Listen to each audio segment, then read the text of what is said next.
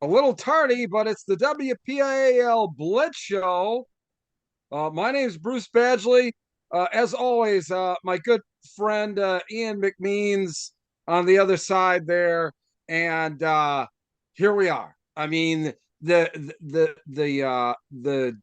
regular season has just flown by. There's no superlatives to talk about how fast it's gone, but now this is what kind of we've all been waiting for, this particular show detailing the tournament and the start of the postseason across the WPIAL and as we move into the PIAA.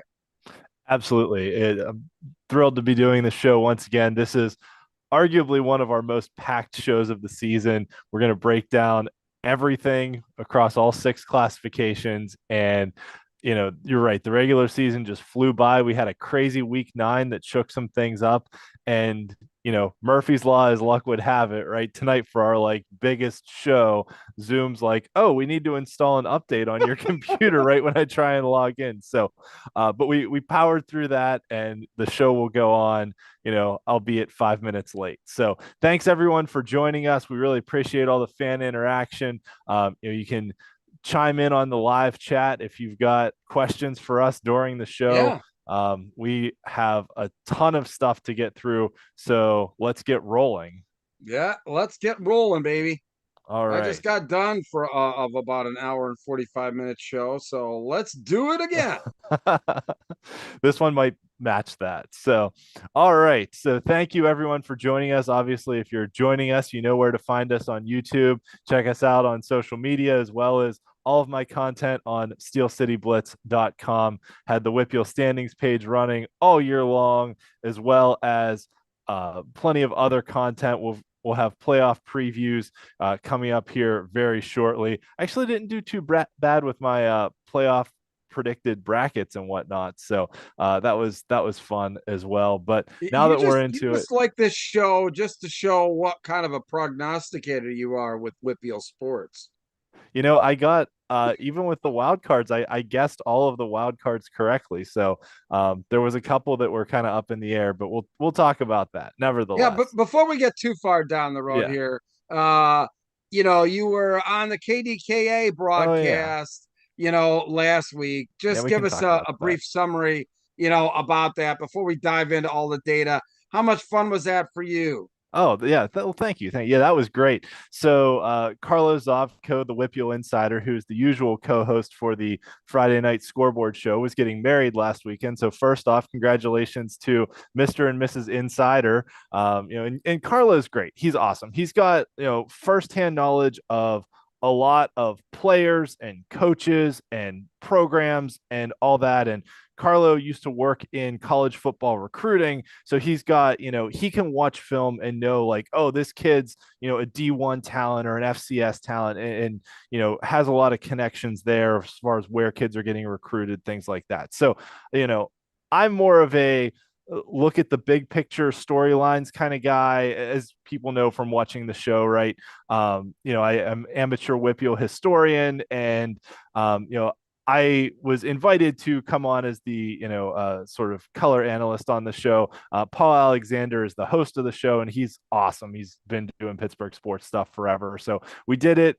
Was up at Dave and Buster's in the North Hills. It was live on location, and Paul ran through the scores, gave me the opportunity to kind of chime in with this team's clinched a playoff spot. This team is waiting on this other result. Kind of talk about some potential playoff matchups that might happen, how the seedings might go, and then in typical radio fashion, right? We had a hard stop for the break at the end of the show because it ended at right at 11 o'clock.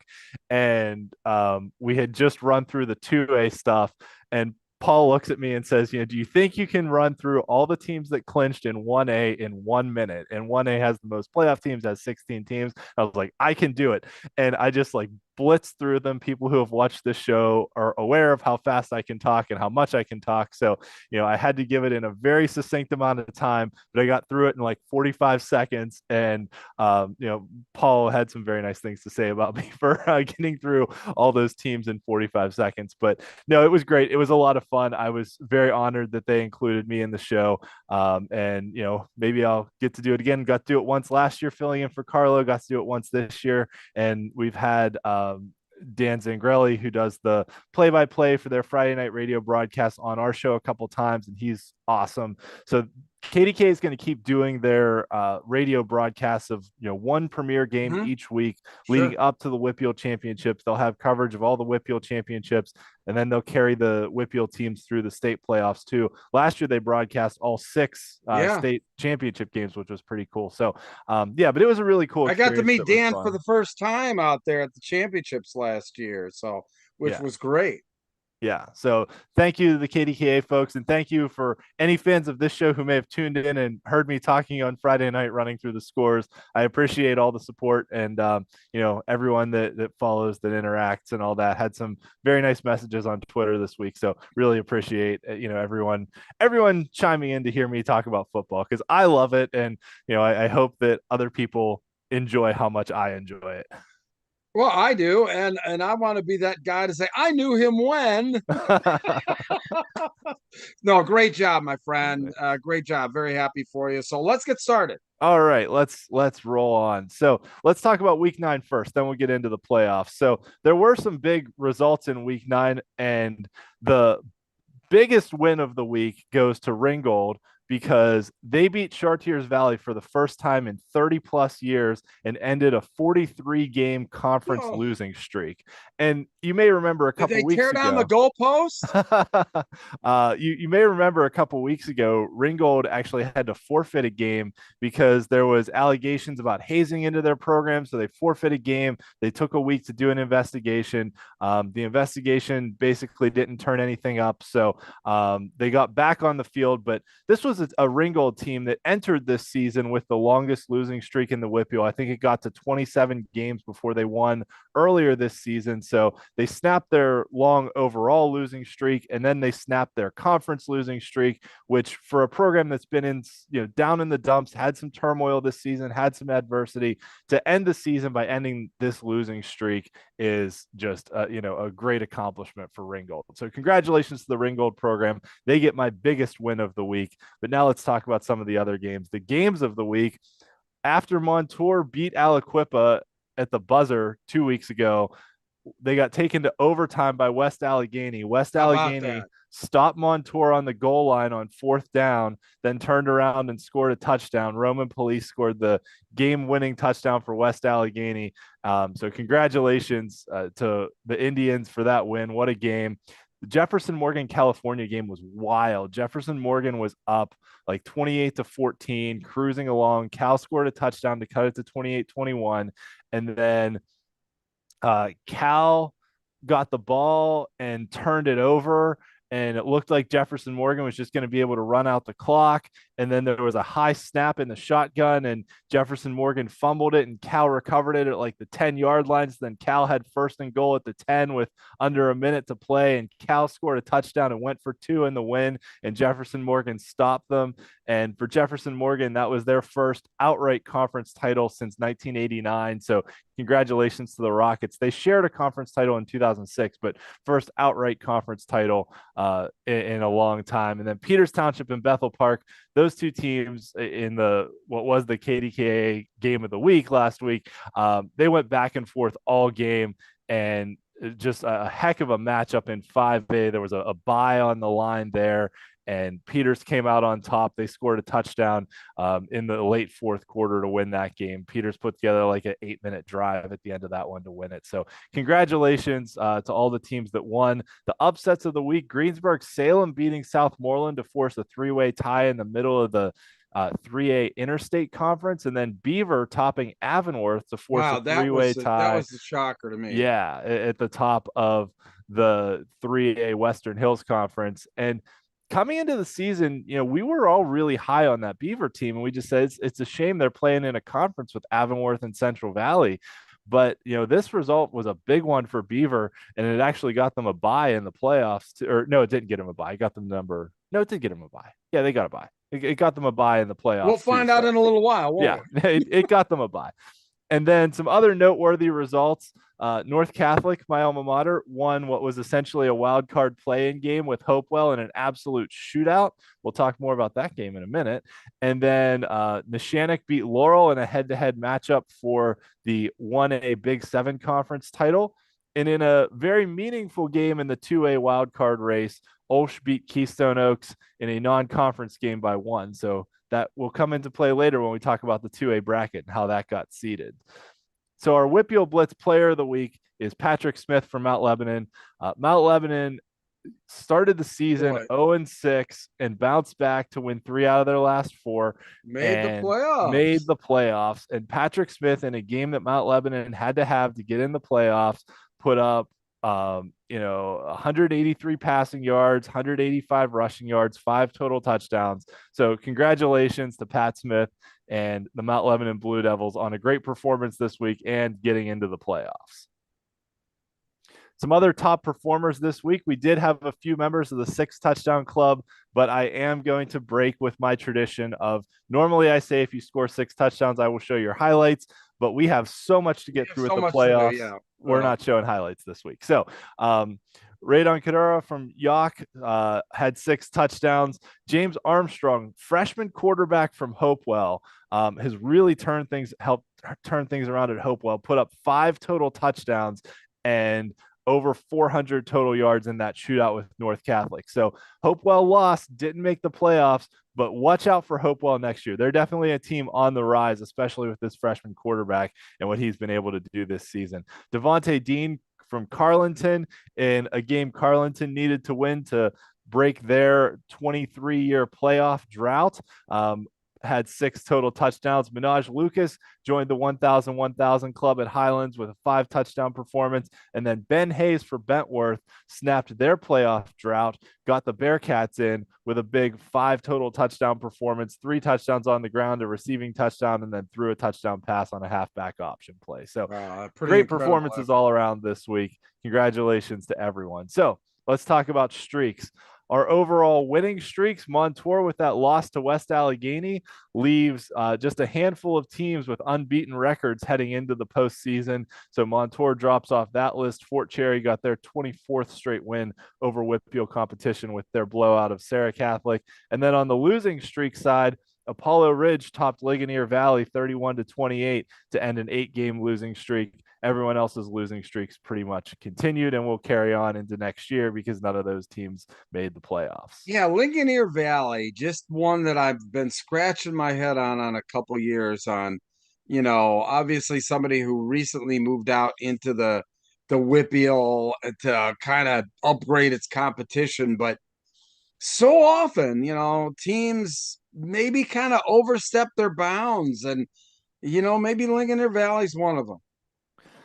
Yeah, I don't know if I'd say they overstepped their bounds because the first couple years they were really competitive, and I think they were a team that had a lot of talent when they moved out of District 6 and came to the WPIAL, but some of that talent graduated, and they've got a couple good players there, and they finished in a 3-way tie for last place in the conference. They all kind of beat each other down there. So exactly, that's not the reason why they moved to the WPIAL was to finish last. That's true. That is true. I mean, it was to gain notoriety, and all they've done is move back into obscurity. That is fair. That's fair. Yes. And given their travel schedule, I mean, they have a pretty brutal travel schedule. Way. Yeah. So they're writing a lot of checks for bus rides. Yeah. Yeah, we'll see if that continues, in future cycles, because we're in year one now of a 2-year cycle. So we'll see. They're going to play here next year, but we'll see if they look to go back to District 6 or decide to Yeah. stay here too. Because the quality of football has really picked up in District 6, especially for their classification. So Yeah, I'm keeping Richland's a my good eye on team, and that they've next year. yeah, Richland's a good team, and they've got some other good Forest Hills, Yeah. Tyrone. They're all District 6 teams. Yeah.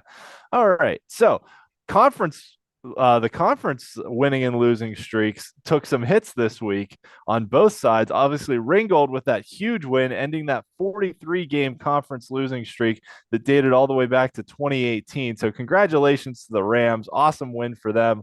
On the winning streak side, Avonworth lost to Beaver. We talked a little about that game. California to Jefferson Morgan, and then Montour to West Allegheny knocked some more off the Wow. overall conference winning streak side. So Neshannock now will carry the longest conference winning streak into next season. Congratulations to the Lancers on that one.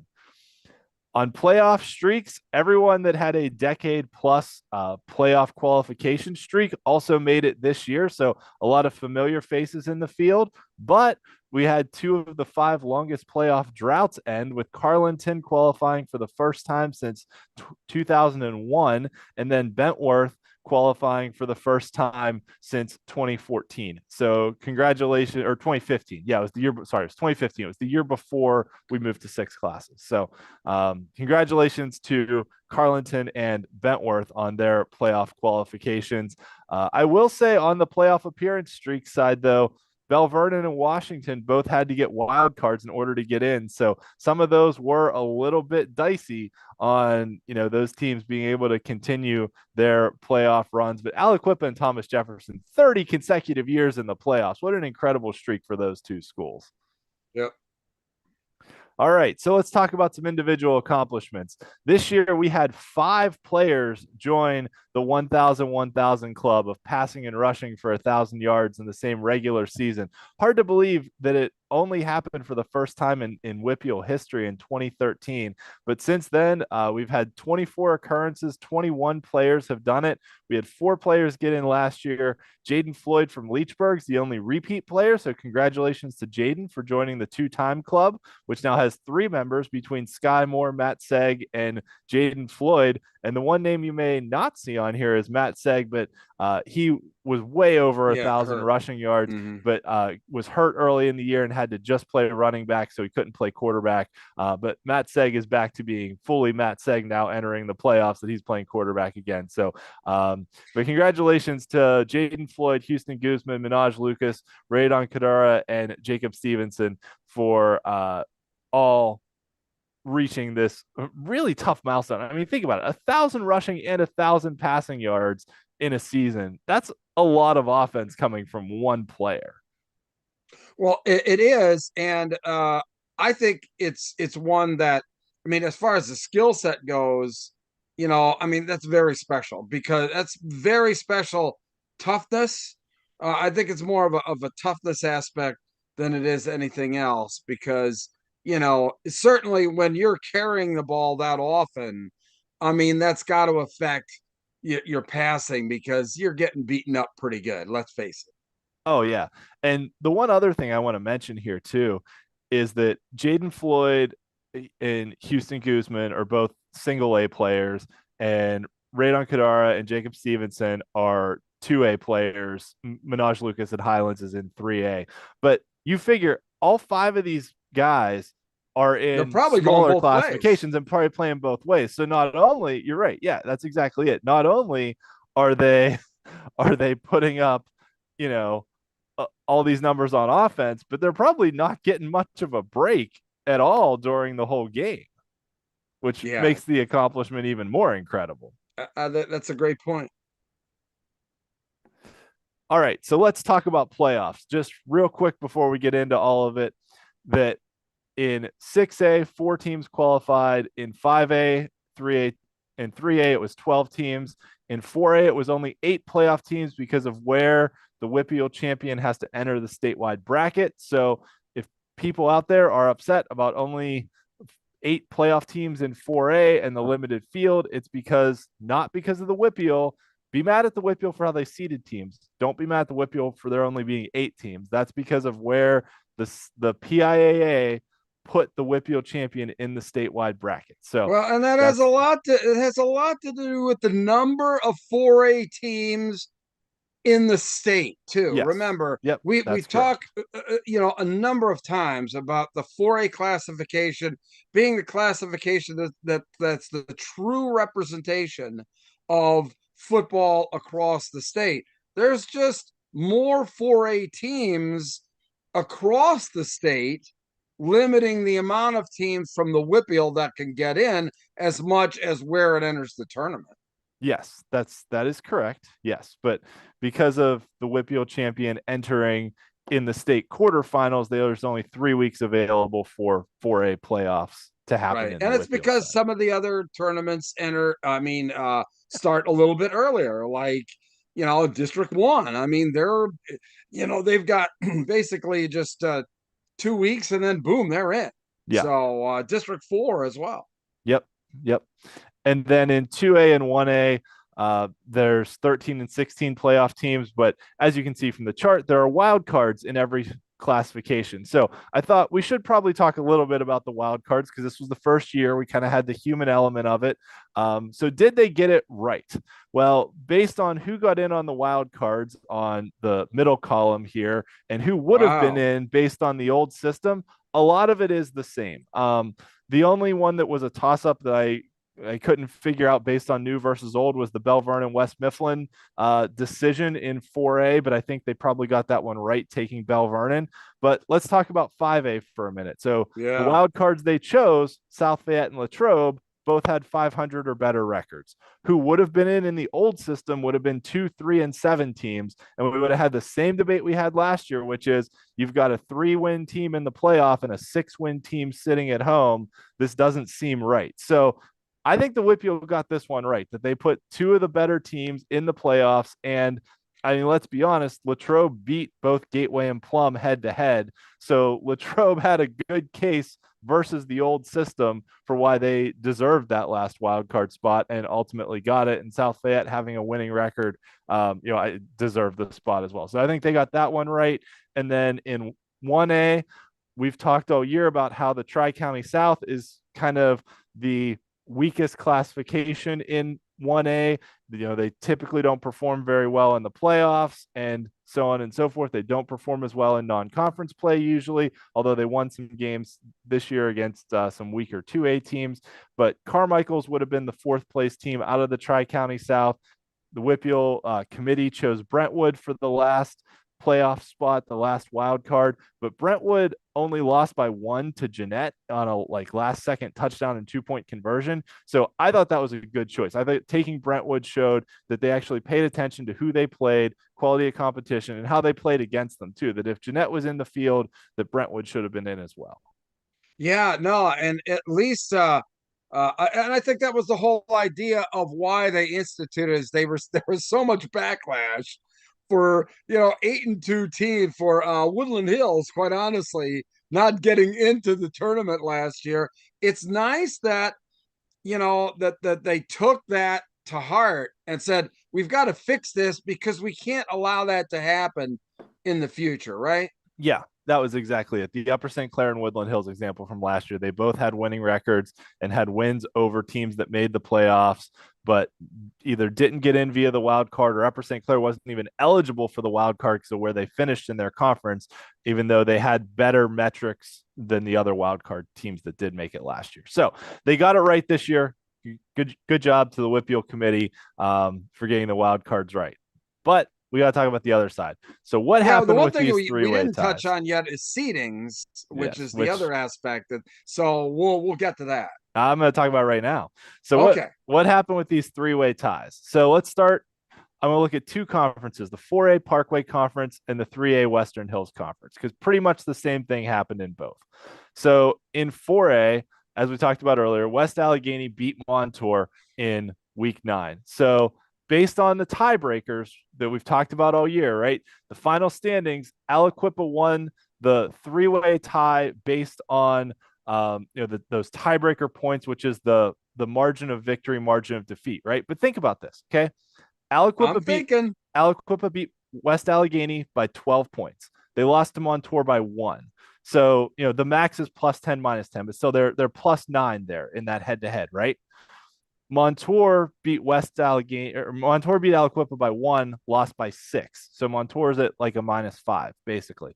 And then West Allegheny lost by 10, won by 6. So they're at like a -4, give or take. So Aliquippa won the 3-way tie based on those kind of head to head point differential tiebreaker. So Aliquippa's number 1, conference champions.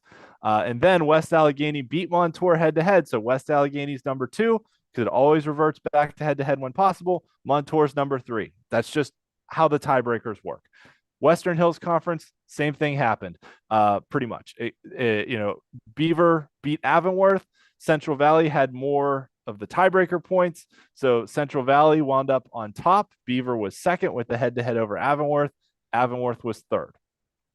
So in theory, you would think that the WPIAL would take both of these examples and seed the teams similarly in the playoffs, but Yeah, they did no. not. So in 4A, And I get why they seeded them the way they do, because in a 3-way tie, it's hard unless one team beat the other two.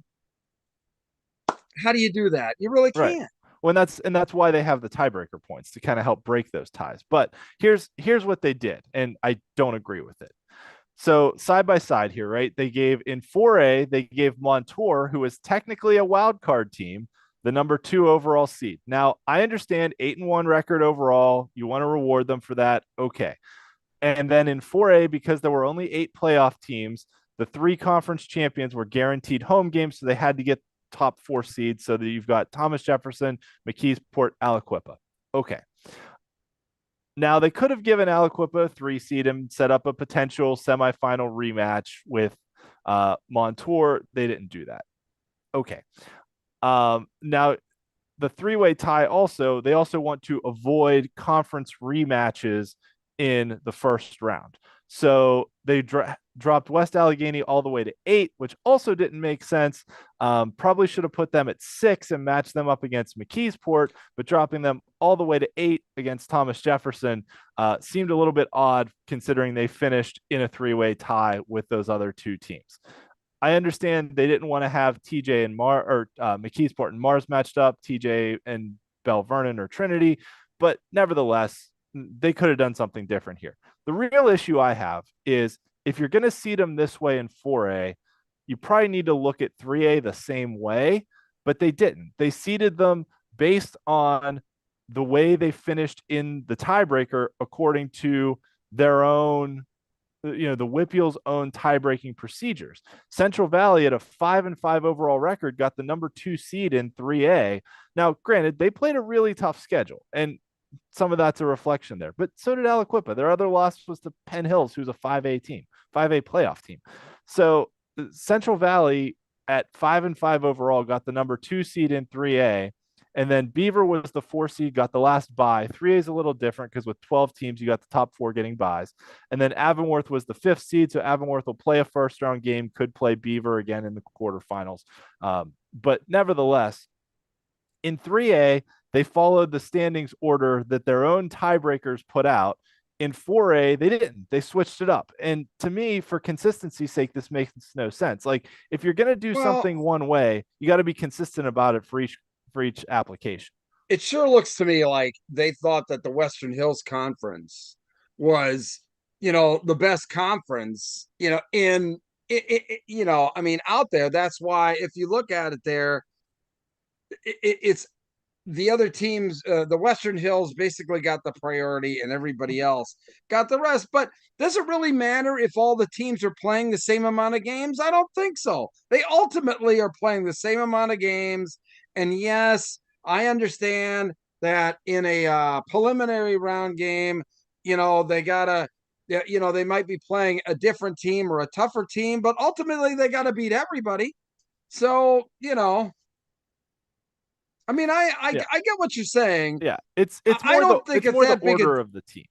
I don't think it's that big a deal because they're playing the same amount of games. If one team, if that seeding that you're talking about made it that one team was getting a bye versus another, I can understand why there would be some controversy. But with playing 4 games, what does it matter? That's fair. And in 3A, there are buys. I just didn't put out the rest of the bracket. Oh, So okay. the, All the right. top four, so Beaver got a buy and Avonworth didn't, but that makes sense because Beaver beat Avonworth head to head. Like if you're looking at those two teams, you say Beaver beat Avonworth head to head. This makes sense.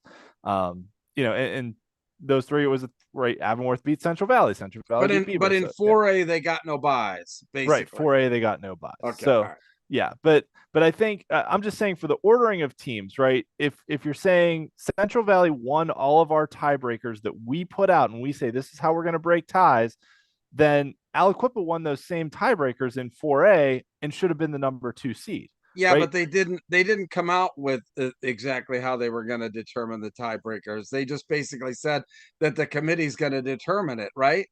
Well, not necessarily. I mean, they have their tie-breaking procedures for things like, who gets a guaranteed home playoff game or who gets Right. a guaranteed playoff spot or something like that. So there But are how they seed the teams, they really don't have a procedure, like a right, documented procedure. right. Yeah, it's mostly up to them. All right. Yeah. All right. So let's run through the playoffs now. Let's talk about the overall playoff picture. So as we sorry, clicked the wrong thing. There we go. All right. So as we go through this, just for you know nomenclature's sake, the current 6 classification era, I will refer to as number and then letter 1A, 2A, 3A, 4A, 5A, 6A. Anything that happened before that is going to be like single A, double A, triple A, quad A, so on and so forth. So the WPIAL has been having playoffs since 1914. So this is 110 years of WPIAL championships. Pretty cool. Those who have tuned into the show all year know that because we've been running through our History, baby. history stuff thanks to our friends at PA Football History. So let's start in 6A, where only the top 4 teams made it. Mount Lebanon put on that big run at the end to qualify for the playoffs and get in. So we've got Central Catholic against Seneca Valley, North Allegheny against Mount Lebanon. I mean, this was as simple as seeding could be just because they were seeded based on where they finished in the one conference. So Central Catholic is your conference champions overall. Their 22nd consecutive playoff appearance. They've reached 10 of the last 11 championship games, but have lost the last 3 in a row. So this is really kind of a prove it year for Central Catholic that, they are looking to get over that hump and finally, slay that dragon that is North Allegheny in the playoffs. Their first round opponent, Seneca Valley, gave up a ton of points, didn't score a lot of points this year. Seneca Valley is a team that likes to run the ball a lot. So I think this is going to be, this one's going to be over pretty quickly. Central's a much better team here than Seneca Valley. It would be a gigantic upset. Seneca Valley just got beat like 38-0 by North Allegheny, and it really wasn't even that close. It was like 38-0 at halftime, and they kind of just cruised through the second half. So let's talk about North Allegheny getting the number 2 seed, getting that win over Seneca Valley to secure their spot. They'll get a home playoff game. They're the 2-time defending WPIAL champions. Have had some turnover on their roster, though. Some new players from their team that went to the state title game last year, lost earlier this year to Central Catholic. So, all signs are pointing to a rematch for the WPIAL title. Their dual threat quarterback Brady Brinkley was our WPIAL player of the week last week when they beat Pine Richland. But this is a team looking for a 3rd straight title, and that's not an easy thing. No. 3 straight titles is a lot. So everything's pointing to an NA Central rematch here. But North Allegheny also has to go through Mount Lebanon, and Mount Lebanon is playing That's the a hot lot. team. They're really hot right now. And not only is Mount Lebanon hot, but a couple weeks ago when they played, it was only a 7-point game.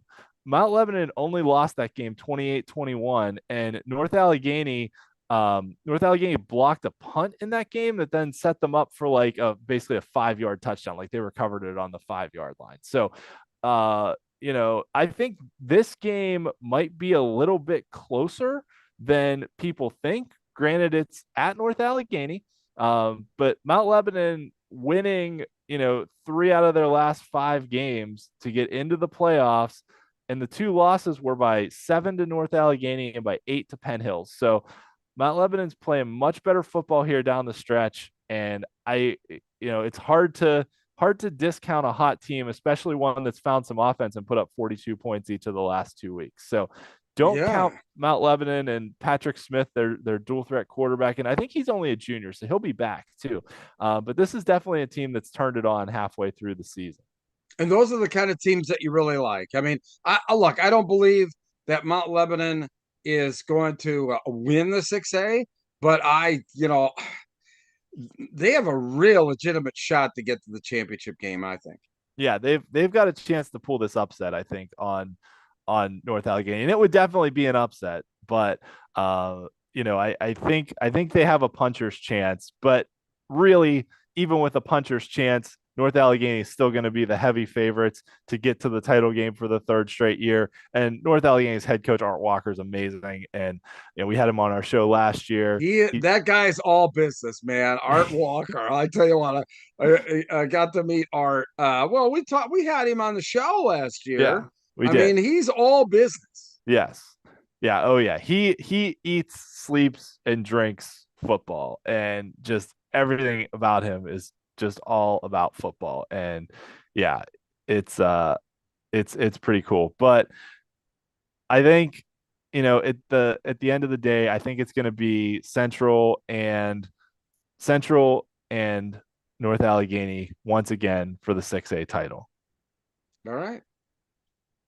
Okay, on to 5A, where this year we had more teams make the playoffs, so no controversy as far as who made it. Top four teams got buys overall, and Pine Richland. I guess the controversy was in the seeding here. That Pine Richland got the number one overall seed, even with a one loss over an undefeated Upper St. Clair team. But this was something we've talked about on the show, right? Pine Richland went out and beat Central Catholic. They lost to North Allegheny in the final minute of that game. They had good showings against the top tier 6A opponents. And Upper St. Clair beat some decent 6A teams. They beat Mount Lebanon, they beat Canon McMillan, but didn't have those, premier wins over the upper classification, even though Upper St. Clair did run through that, Allegheny 6 conference that had 5 teams qualify for the playoffs. They beat Peters, they beat Bethel, they beat South Fayette, they beat Moon, they beat Baldwin. So Upper St. Clair is a good team, but at the end of the day, 1 versus 2, I don't think is a huge difference in the seeding. The thing I No, was not at more, all.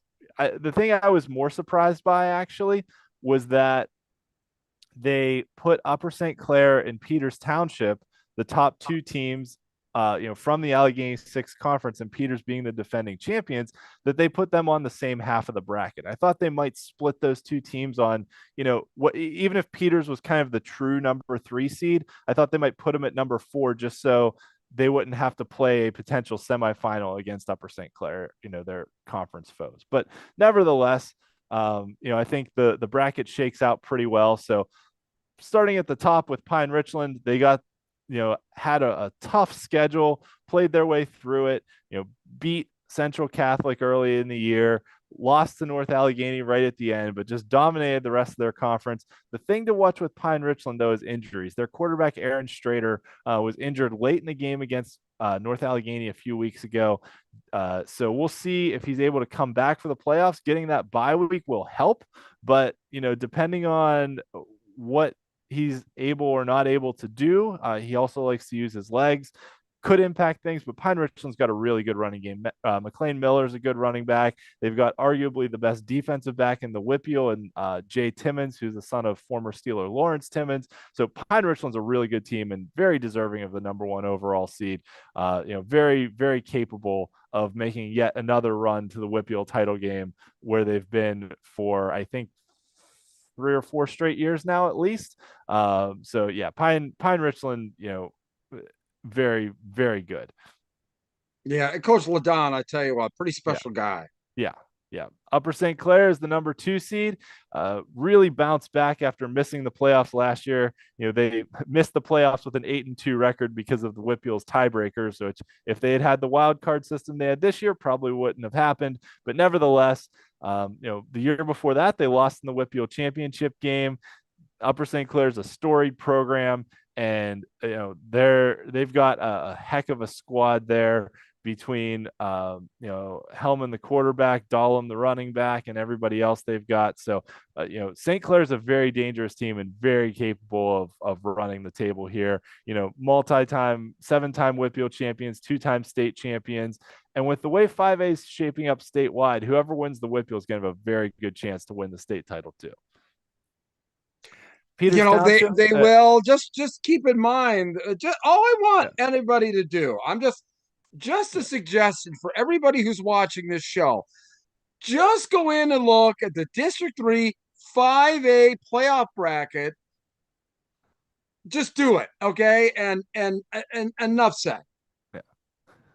There's what, 4 undefeated teams? 4 undefeated teams, in there. And I mean, obviously they're gonna beat each other to a pulp, but I've never seen 4 undefeated teams as the top 4 seeds in any classification in any district.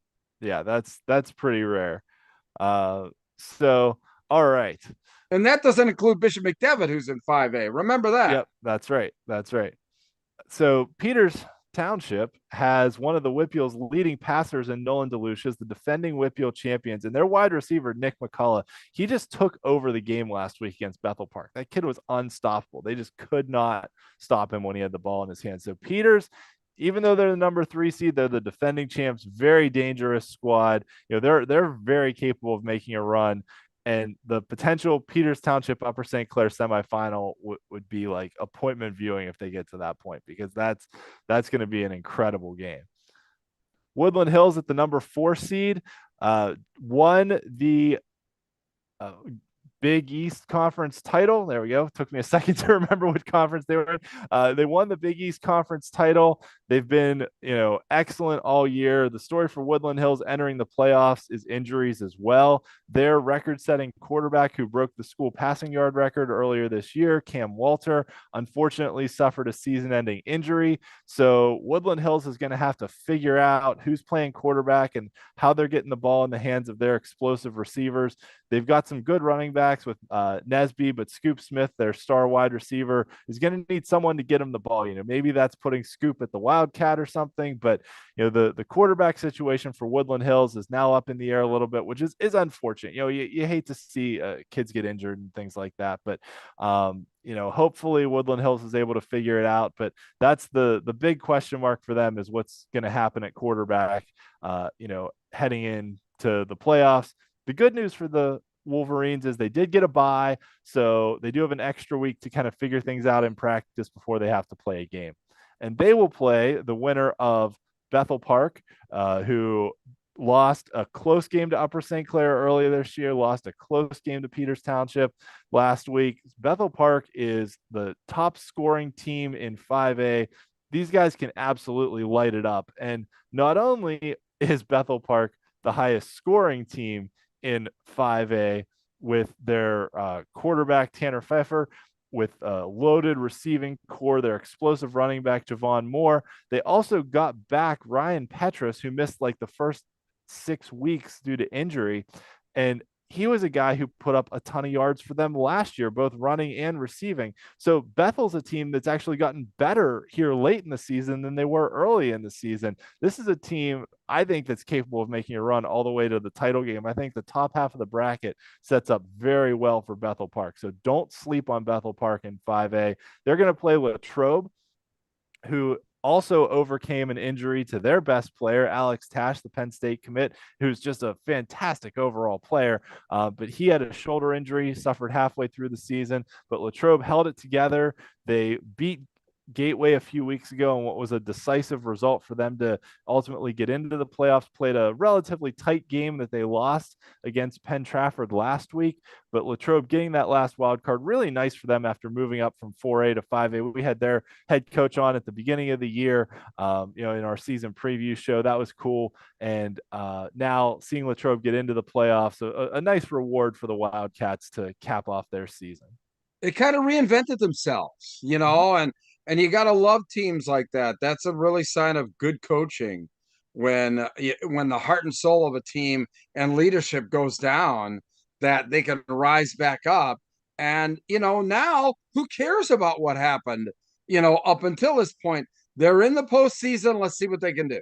Yeah, and this Latrobe team's got some talent too. They've got a quarterback, John Wetzel, who's going to Marshall, I think, as a safety commit. So they've got some other talented players on this team that are capable of doing things. It wasn't all Alex Tash, but anytime you lose a Penn State commit, that's doesn't help you. But Yeah. you're right. They've done some good things now over the latter half of the year to get into the All they playoffs. needed to do is get in. Yep, that's right. I think this game might be the biggest storyline game in the playoffs. So at least of the first round, North Hills got the number 8 overall seed. They've got a really good defense. They held Pine Richland to just 25 points earlier this year, but North Hills has not won a playoff game since 2010. They've made the playoffs in 10 of the last 12 years, but just haven't been able to get over that hump and actually get that playoff victory. They'll take on the 9th seed Franklin Regional, who just has one playoff win in the last 8 years. So somebody's going to snap a playoff drought here between Franklin Regional and North Hills. And both of these teams have been pretty good defensively this year. Franklin Regional has played a ton of close games. They had to come back from 13 points down in the fourth quarter this past week just to beat Armstrong, who finished last in the conference. All 4 of Franklin Regional's conference wins were by 5 points or less. So Franklin Regional has played a ton of close games this year. North Hills has a really good defense. I could easily see this game being like a 10-7 game, like first 1 to 10 points wins. This one's going to be an absolute slugfest. But Franklin Regional's running back, Kyle DePill, was one of the top rushers in the WPIAL this year. So they've got a good running game, but North Hills has a really good defense too. So that's the 8-9 matchup. The winner will play Pine Richland in the second round. Yeah, cool. So let's move to the bottom half of the bracket. Penn Trafford got the number 6 seed, continuing on with their streak of playoff appearances. They won a WPIAL title a few years ago. That was a heck of a team that went all the way on to win that WPIAL and state title, the first one in school history. Cade Yacomelli, the running back from that team's now at Wisconsin, but you got to cover them out in Hershey when they won the state title out there, beat Imhotep Charter. And Penn Trafford into the playoffs once again as the number 6 seed, was a very, very solid team all season. And they get the number 11 seed South Fayette, who gets into the playoffs for the first time since 2020, just the second time since moving up to 5A. But this is a program that's undergone some change, right? New head coach this year. We had their head coach on earlier this season. And South Fayette's a program that I think is finally starting to figure out their size, right? Back they created an identity is what they did. Yeah. Well, I think too for them, right, that they were a AA program in 2015, the last year of the 4 classification era. And then because of all the new growth and development that's happened there, a lot of people moving into the community. When we moved to 6 classifications, they got bumped from 2A all the way up to, or what was AA, all the way up to 4A. So now they're playing 4A football, against the likes of Thomas Jefferson and those teams. And they were really good in 4A. They won a 4A WPIAL title in 2018. And then they get bumped up to 5A in 2020 because the community is still growing and more people are moving in. They get more kids in the school. So I think for South Fayette, this is just the second time since moving into 5A that they've made the playoffs, but they're finally, I think, starting to figure out the 5A classification, that going from AA to 5A in like 5 years, basically, that's a big jump for a program to try and make. So, but South Fayette's starting to figure it out now. And congratulations to them getting a wild card, getting back into the playoffs, especially for first year head coach. That's awesome. And then the 7-10 matchup, probably the best overall matchup of the first round of the playoffs in any classification. Penn Hills is the number 7 seed. They started slow this year, but really came on late in the season. Their only conference loss was to Pine Richland. Penn Hills playing some really good football. They made a quarterback change to go to Jamir Ellis late in the year. Natel Mitchell's really, really good. Martell Palmer's really good. They've got some really good players on this team, but they take on a tough and gritty Moon squad in the first round. And this Moon team's one I've been talking about all year that I said, I've been saying don't sleep on Moon, don't sleep on Moon, and Moon played Bethel tight. They played, played hard against Upper St. Clair and Peters. Those games kind of got ugly late in the games, but nevertheless, Moon's a tough, gritty squad. They're just going to come out and punch you in the mouth and try and just run the football on you, play good old school hard-nosed football. So this is going to be a heck of a matchup between Penn Hill's explosive offense and just, the tough grittiness of Moon. So I'm really looking forward to this one as a first round game. Yeah, and look, I mean, they've had Moon had their chances this year.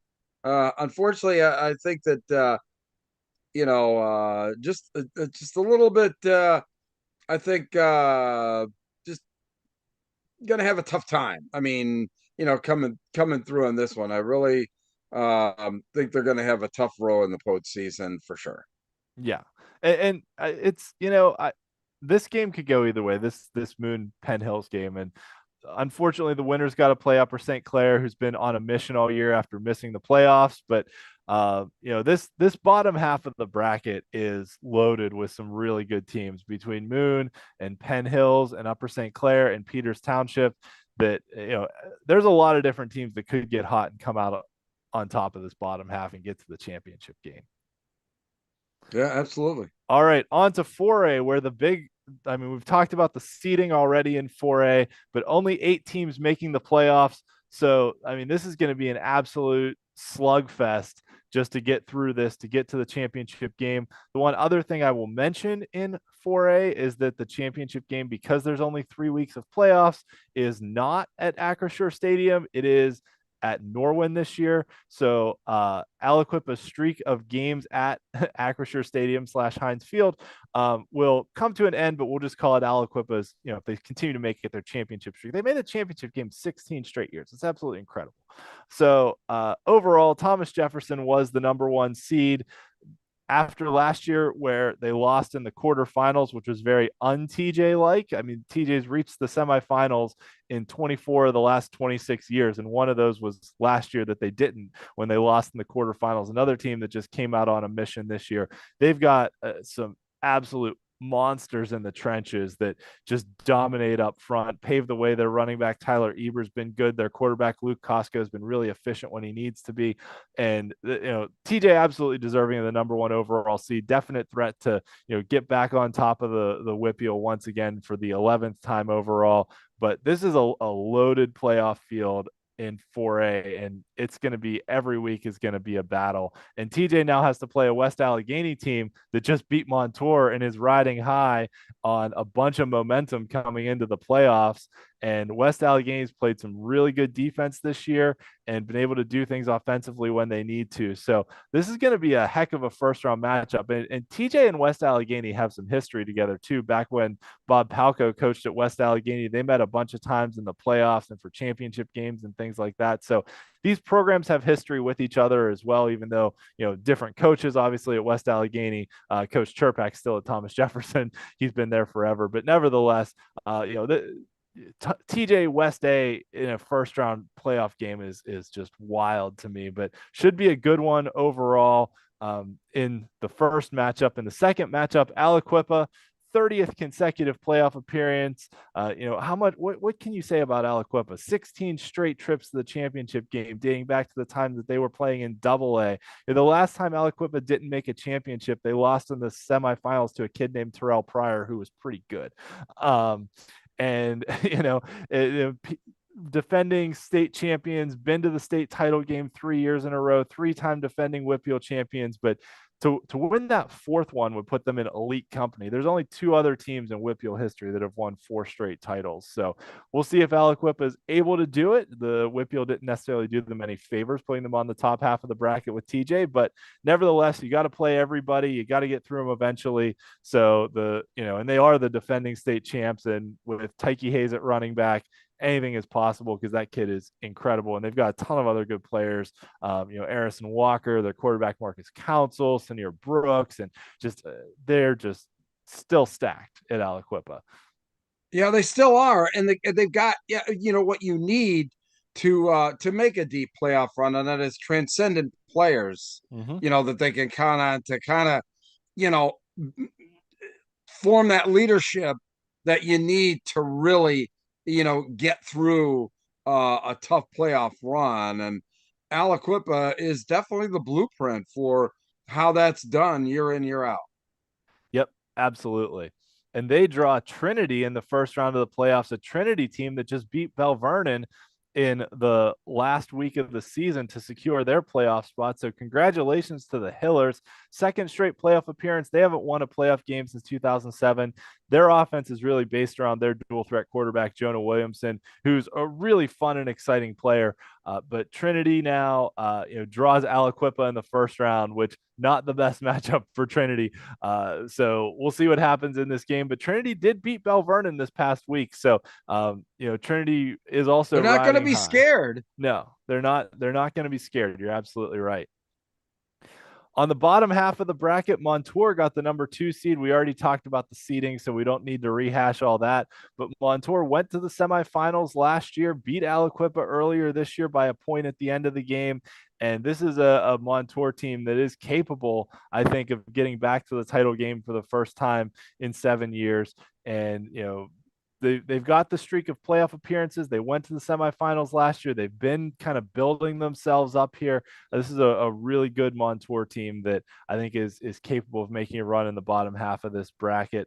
That they're just loaded They're with due. talents all over the field. They've got a great quarterback with a really good arm and Trey Hopper. They've got a slew of receivers between AJ Alston and Daniel Batch and James Bunridge and Marcus Battles. But the kid I want to talk about is Caleb Platts. I mean, this kid's a middle linebacker. He reminds me almost of like Paul Posluszny, how he played at Mm-hmm. Penn State. He's just like a heat-seeking missile that just flies all over the field of the ball. Just been really, really good all year. So we'll see. I think Montour is very capable on the bottom half of this bracket of making a big run. They get Mars in the first round of the playoffs. Mars, with Coach Casper, had a lot of success this season, back in the playoffs now after missing it a couple years ago.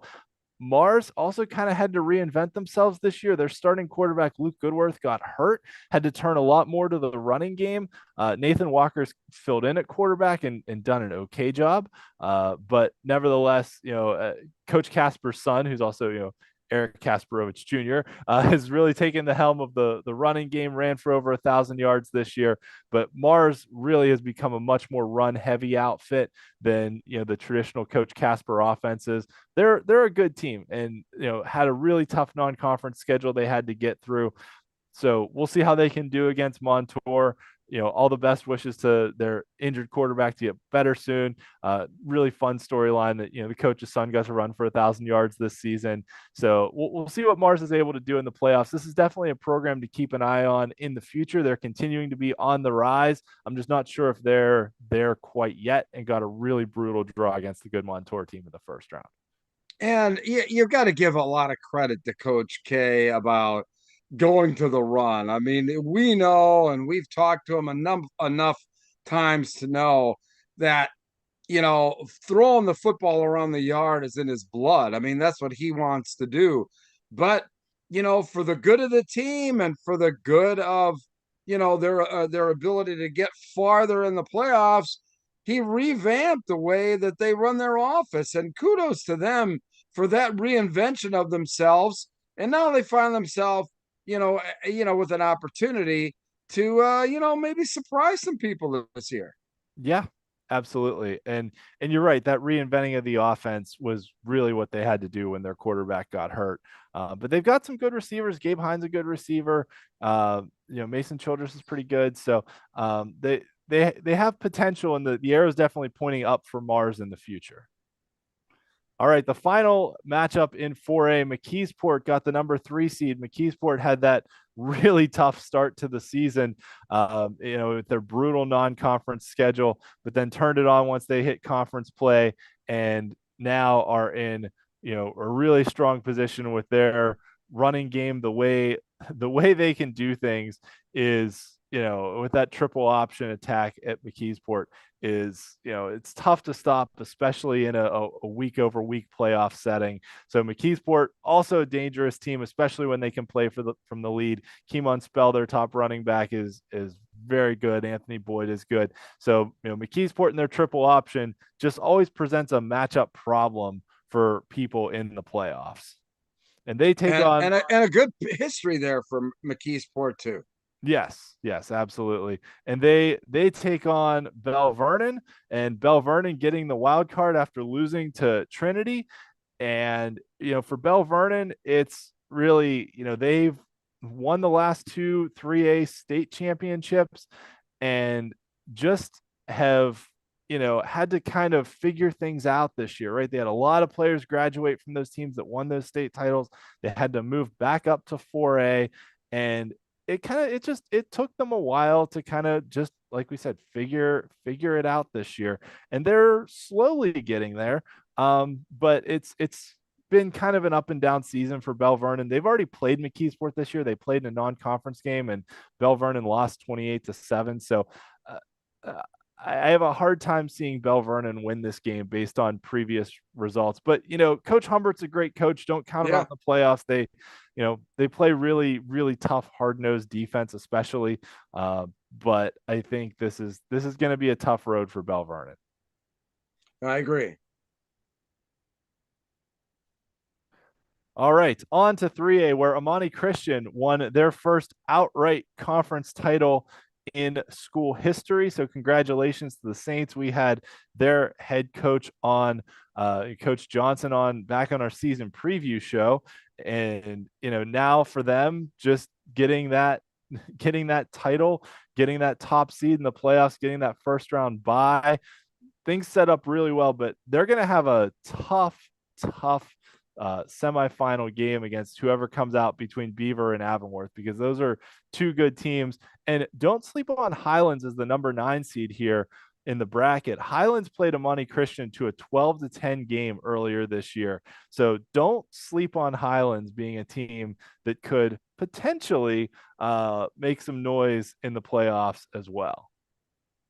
So let's talk about these teams. Amani Christian getting the top overall seed, top scoring offense, top scoring defense. They're just loaded with talent. This team is so good all over the place that they just have so much talent between Steve Vanderveer at quarterback and Gabe Jenkins at running back, and everyone else on that roster, David Davis and Deshaun Burnett. Trying to think of names off the top of my head, but all the talent that they have on this team, they're going to be tough to beat in the playoffs. And I think this team's on a mission. When we had Coach Johnson on early in the year on our season preview show, he said, hey, that game that we lost to Steel Valley last year in the playoffs was the worst game we played all year. And that's, kind of haunted us the whole off season, that we felt we could have won that game. And now they've really come into this year on a mission, opted to play up in 3A. That was a choice that they made. And now they're reaping the rewards of it too, that they definitely can compete at this level and are looking to win potentially the first title in school history.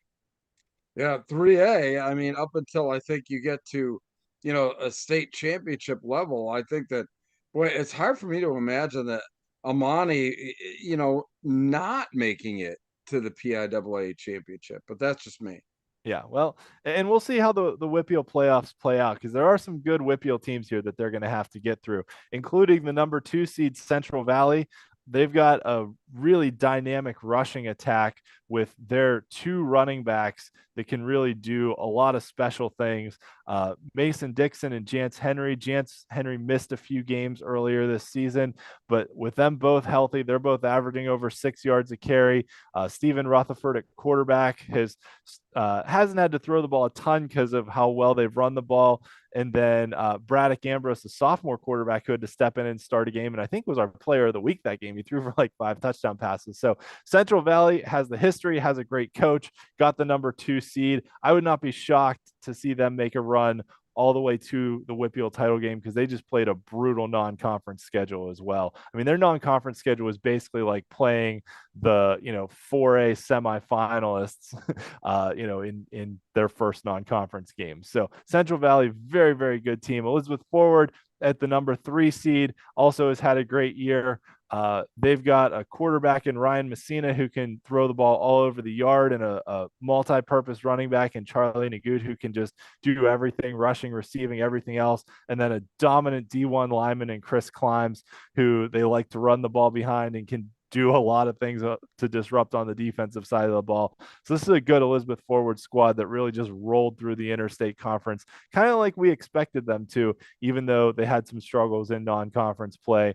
Beaver getting the number 4 overall seed. This is a really, really good Beaver team. I mean, they lost to Central Valley earlier in the year, but I mean, Beavers got a ton of good players. Quanlin Kane was an 1,100-yard rusher. Travis Clear threw for over 1,100 yards. Amari Jackson had over 1,000 yards of total offense between rushing and receiving. Dre Hall, Brady Mayo. They've got a lot of good players on this Beaver team, and they can score. I mean, they're just a shade behind Amani Christian in terms of scoring. So overall, this is a really good Beaver squad that is very capable of making a deep run in the playoffs as well. Although they'll have to play Avonworth again, because Beaver at the number 4 seed got a bye. Avonworth at number 5. Assuming Avonworth beats Greensburg Salem, they'll rematch, in another week of a game that just happened. Although Beaver won it, but beating a team a second time is always hard. Avonworth was a team that everyone had a lot of high hopes for. I think was considered one of the favorites probably in 3A heading into this season, and they played Aliquippa in non-conference play, so they played some tough opponents too, but they beat Central Valley, just lost to Beaver. Good quarterback in Carson Bellinger, have a bunch of different running backs that they'll all rotate between. This is a very, very deep Avonworth squad, so we'll see what they can do when they get into the playoffs, but should be a good fun matchup for Avonworth now in the postseason, especially if they get a rematch against Beaver. That loss in the final regular season game was very disappointing, I think, for them. I think that they're going to have a tough time bouncing back. I think that, I mean, the logical progression was to, get to into the postseason without a loss. So at least in the conference. So I don't know. I'm not as high on Avonworth now as maybe you are. I think their quarterfinal game against Beaver is going to be an absolutely great showdown. Yeah. And in the 12th seed, Greensburg Salem, getting back into the playoffs for the first time in 5 years. So congratulations to the Lions. They got a wild card spot after they beat Southmoreland to force a 3-way tie for second place last week. So Greensburg Salem, they've got a pair of brothers on that team who have been really good this year and really carried them all the way to the playoffs. So congrats to Greensburg Salem for getting into the postseason, breaking a long playoff drought. And if you remember back to our season preview show, I said, don't sleep on this Greensburg Salem team. They could make a run to a wild card. And the Chismar brothers between Brody and Peyton have done a lot of good things for the Lions this year. Yeah, that's quite the call there. They had a long playoff drought, and you called it, my man. I did. I called South Allegheny too. Didn't call Carleton though, but nevertheless, speaking of Southmoreland, so Southmoreland last year played Deer Lakes in a matchup of teams that had never won a playoff game, and Deer Lakes won it and won their first playoff game in school history. So now for Southmoreland, back in 2019, they snapped a 40-year playoff drought. This is their 5th playoff appearance in 6 years. Still never won a playoff game. They're going to get to host one as the number 8 seed, but I have some bad news. Their whole starting offensive skill position set is injured. They lost their starting quarterback and their backup quarterback and their top receiver and their top running back. So they've got a ton of injuries to work through.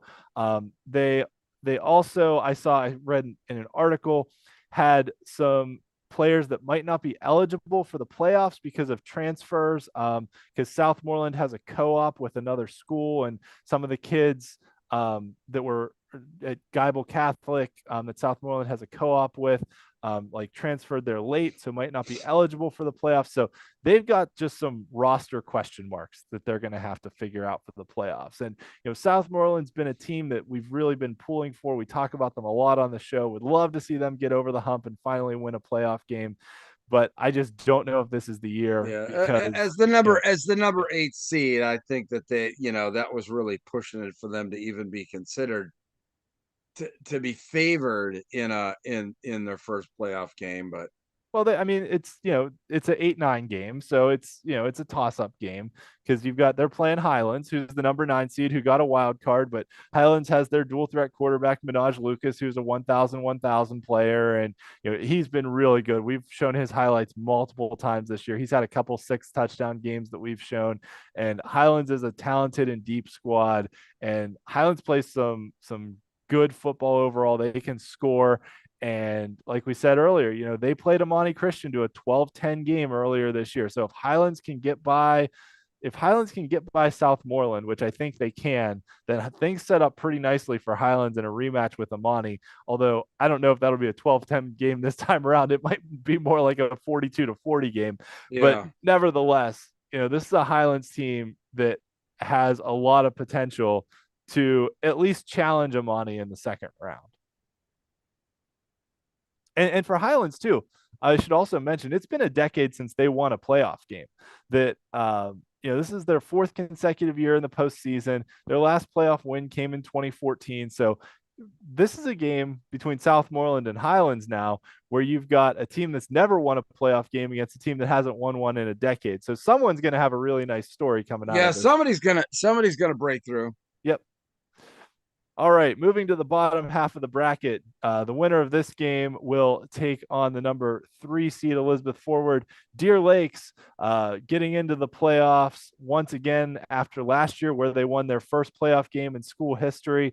And let's talk about Deer Lakes, that 3rd straight year in the playoffs, which might not sound like much, but this is just their 5th playoff appearance in school history. So this recent run of success under head coach Tim Burke, who we had on the show last year, has been really good for Deer Lakes. This is a lot of success for their program. That before these last 3 years under Coach Burke, they'd only made the playoffs twice before in school history. So congrats to Deer Lakes getting into the playoffs again, and they had to replace their quarterback. Coach Burke's son was the quarterback previously, and he graduated. They had to replace him, but not only did they find a replacement, but they've been able to thrive this season, in conference play, getting wins over Highlands, getting a win over Freeport.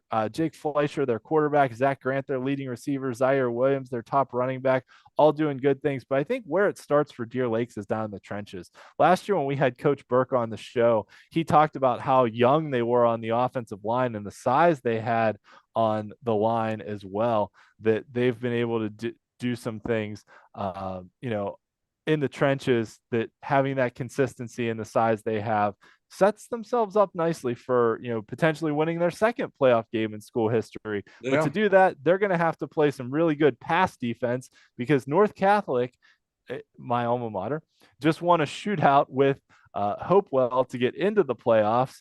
And North Catholic, in a somewhat rare event, has the Whippeal's leading passer in Joey Felitsky, who's thrown for 2,400 yards, but also the Whippeal's leading receiver in Riker Kennedy, who has over 1,000 receiving yards. So North Catholic is going to throw the ball all over the yard, and they're going to throw it a lot, and that's just what they're going to do.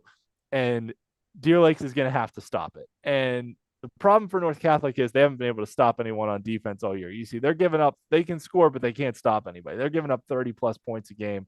So this is going to be an absolute shootout, that North Catholic's going to try and throw the ball all over the place, and Deer Lakes is going to have to score with them. And that just is what it is. Yeah. I mean, look, they're playing a postseason game. Congratulations. Are they really, a threat? I mean, come on. I mean, let's be real here. I mean, I think that they're pleased that they got into the postseason there. A lot of these teams thus far are pleased that they got into the postseason. But it's in my mind and all the way through here, the 3A it's the usual suspects. Yeah. Oh yeah. Yeah. It's the There, team you there's expect. no team that's coming. Yeah, I just don't see thus far, at least through these, the 3A, 4A, 5A, 6A, like that dark horse team that is really going to come, break through and surprise everybody. I haven't seen it yet. Well, let's wrap up 3A. We'll talk about Freeport, who has played some pretty good defense this season. They got the number 7 seed, and Freeport's got a really good rushing attack that they're going to pound the ball and play defense. And their leading rusher, Amos Glenn, their dual threat quarterback, Drew Ross, both some pretty tough players. And this game's going to be an absolute slugfest because Mount Pleasant will run through a bunch of different running backs as well. Mount Pleasant is going to come out and going to run the ball as well. So this is just a matchup of strength on strength, going to pound it and grind it, and whoever wins in the trenches is going to win this game. But the winner here gets Central Valley, and Central Valley is really, really good. So Yeah, that, these middle of the road teams are just going to have a tough time yep, overall. yeah, and yeah, yeah. So that on the whole wraps up 3A. So let's move on to 2A, where we've got Seton LaSalle as the number 1 overall seed. And here the bracket worked out nicely that the 3 conference champions between Seton LaSalle, South Park, and Elwood City got the top 3 overall seeds. And really, no surprises or qualms in this bracket. The one thing I will mention that I think was interesting, I mentioned that Olsh Keystone Oaks game earlier. Since Olsh beat Keystone Oaks, Olsh got the number 8 seed in the bracket, and then the 3 teams from the Century Conference between Keystone Oaks, actually the 4 teams, sorry, between Keystone Oaks, Waynesburg, Washington, and Carlinton got the last 4 seeds in the bracket between the 10th, 11th, 12th, and 13th seeds. So, I think that the WPIAL kind of recognized the fact that that conference all kind of beat each other. It might have been a little bit weaker than everyone else, but Olsh winning that game, getting the wild card, and getting the number 8 seed was really big for them as far as the seeding went, because the seeding could have gone a lot differently if Keystone Oaks had won that game. So let's talk about these teams. Seton LaSalle is the number 1 overall seed, undefeated season, first playoff appearance since 2018. This was a team that went winless a few years ago, so a really nice bounce back for Seton LaSalle. A couple of these are nice bounce back stories, actually. Seton moved down from 3A to 2A this cycle, so Seton having success at the slightly lower classification level, and they're a team that's got some history, won 5 WPIAL titles, made it to a couple state championship games, and now is the number 1 seed. Their quarterback, Michael Pastirik, had the most passing touchdowns of anyone, of any quarterback in the WPIAL, and their leading receiver, Khalil Taylor, dude is absolutely electric. He can score anytime he touches the ball. This is a very, very dangerous Seton team. I think, and here I just find it tough that Seton LaSalle is going to be able to rise up. I mean, they haven't been in the playoffs in a period of time, not demonstrated level of success recently. It's tough to kind of, turn on the faucet, all the way here. I guess if there's a number 1 seed that I think that might go out early, I think it could be Seton LaSalle, but that's just me. Not before the semifinals, but Okay. yeah, yeah. All right. Well, we'll find out. Yeah. So the number 2 seed is South Park. Congratulations to their running back, Eric Giroux, who broke the school record that was held by Tyler Scruggs, who was the star of that 2005 team that went all the way to the state title. So South Park had a very good season. They're riding high, entering the playoffs. Their only loss was to Deer Lakes, who was a pretty good 3A team, so not holding that loss against them. They got the number 2 overall seed, another team that moved down from 3A to 2A this year. And then Elwood City, why not Elwood? Elwood, why not Elwood? Why not Elwood? We've talked a lot about Elwood before, and why not, right? So Elwood City, number 3 overall seed, how about this? First undefeated season since 1944 for Elwood City. So what a story there for Elwood to get their first unbeaten regular season since World War II, basically. They've such a great turnaround. I mean, we followed Elwood from the time that we started the podcast, but it was on the other end of the spectrum where they had these long losing streaks. So I guess the moral of the story is that if you've got the opportunity to turn these things around, it doesn't happen overnight. But Elwood City has made it a lot tougher on coaches all across the state who take over programs because they've been successful. Yep. Well, and Coach Dan Bradley, who we had on the show, Yeah. earlier this year, is kind of known for that, taking over programs and turning them around, and his experience and the guys, he brings along with him, the staffs he's worked with. He's got a lot of talent and experience at coaching and building a program. And, Elwood City, there, between Elijah Palmer Kane at running back, Chris Smiley at quarterback, they've got a lot of talent on this team, and they could definitely make a run here in the playoffs too. South Park very capable of making a run to the championship game. I think a potential South Park Elwood semifinal is going to be a really, really good matchup between those two teams. Yeah, so let's talk about the other teams now. So those were the three that got the first round buys, but everybody else has to play first round games here. Steel Valley, this is the team that, I think when I said Seton LaSalle wouldn't lose before the semifinals, but Steel Valley as the number 4 seed, they got both Barksdale brothers are healthy now, and they're definitely a team to watch out for. We're finally seeing the Steel Valley team that we thought we would see for the last 2 years, before Deron Barksdale got hurt last year and then had to miss most of last season. Steel Valley still went to the championship game because of what Donald Barksdale was able to do and how explosive he is.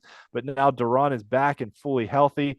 And what they did last week in their game against a very good South Allegheny team. I mean, they beat them 45-7. And I think Donald Barksdale had 5 total touchdowns. 2 of them were on receiving ends of Deron Barksdale passes. I think Deron had 3 or 4 total touchdowns too. That, the 2 of them and how explosive they are this Steel Valley team is incredibly capable of winning the WPIAL title. They'll take on Washington. They've already played Washington this year and smoked them, but Washington getting the last wild card, kind of a disappointing season for Washington, a team that made the semifinals. I was surprised that they got in. Yeah, they got the very last wild card spot, kind of an up and down year for the Prexies. And, they're a storied, historic program, but they're most likely a one and done contender here. Just we're never able to kind of figure everything out this year for Washington. Western Beaver, though, this is another team. A potential Western Beaver Steel Valley quarterfinal game is going to be a really interesting matchup because Western Beaver sophomore quarterback Javen Peel can throw the ball all over the yard. He set the WPIAL freshman passing record last season as a true freshman, and he threw for over 2,100 yards this year, spreads the ball around to a bunch of different receivers between Chris Kirkland, Jaden Bishop, and a bunch of other guys. So Western Beaver, and this is the thing. So Western Beaver at the 5 seed, Steel Valley at the 4 seed, this potential quarterfinal matchup. They met last year in the quarterfinals, and Steel Valley only won by 2. Western Beaver had a pass into the end zone at the end of the game to try and win it, and it got knocked away. But that game could go either way. Western Beaver is going to spread it out, run 5 wide receivers, make Steel Valley cover all over the field. Steel Valley is going to try and run the ball with their explosive running backs. And then whoever wins that game potentially gets Seton LaSalle in the semifinals. So this top half of the bracket is loaded with teams that do different things. And that's what the playoffs is. That's what gets fun about the playoffs is you've got a run heavy team, a pass heavy team, and then that's why I was a little bit guarded on Seton. I felt, I'm because of just the depth of talent in 2A. Yeah. These are this top half of the bracket is really, really good. And it's, whoever makes the championship game is going to absolutely deserve it because they're going to have some tough battles to get through. Western Beaver in the first round gets Carlinton. Congratulations to Carlinton making the playoffs for the first time since 2001, ending the longest active playoff drought in the WPIAL at 22 years. that they didn't make the playoffs. Their last playoff win came in 1997, which was their only playoff win in school history.